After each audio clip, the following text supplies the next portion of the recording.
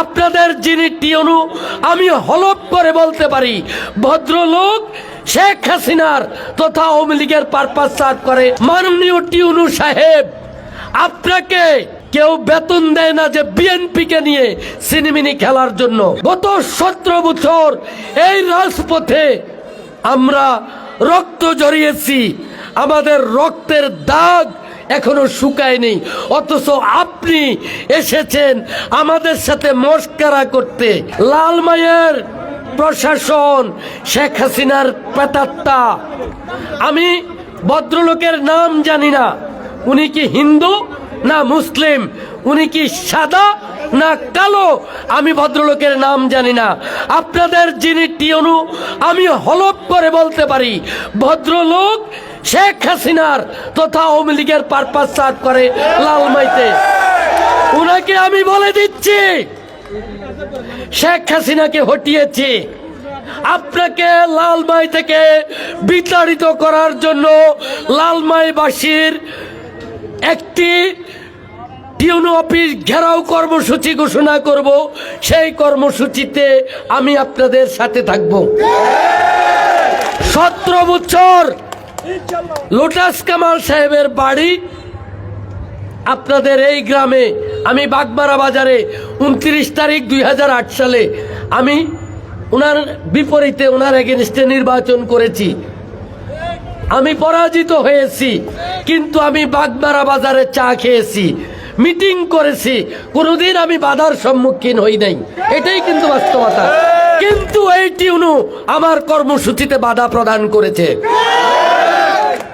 আপনার গত 3-4 মাসের সকল কর্মকাণ্ড কার কাছ থেকে আপনি কি সুযোগ সুবিধা গ্রহণ করতেছেন? আপনি বিএনপিকে বিকেন্দ্রীকরণ করতেছেন, আমরা সেটা জানি। আমাদের এখানে বিএনপিতে মনোনয়ন নিয়ে প্রতিযোগিতা আছে। এই প্রতিযোগিতা আমি সাদরে গ্রহণ করি। আমি দলের কাছে মনোনয়ন চাইব। আমি যদি মনোনয়ন না পাই, অন্য কোনো নেতাও যদি এ দলের মনোনয়ন পায়, আমি আপনাদেরকে নিয়ে সেই নেতার কর্মী হয়ে কাজ করব।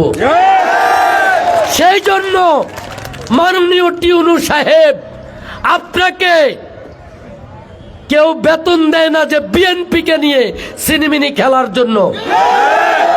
আমি এই কর্মসূচি থেকে আপনাকে সাবধান করে দিচ্ছি। আমি আপনাকে চিনি না, আমি আপনার নাম জানি না। আপনি অবশ্যই গত 17 বছর শেখ হাসিনার তথা আওয়ামী লীগের সুবিধাভোগী একজন লোক।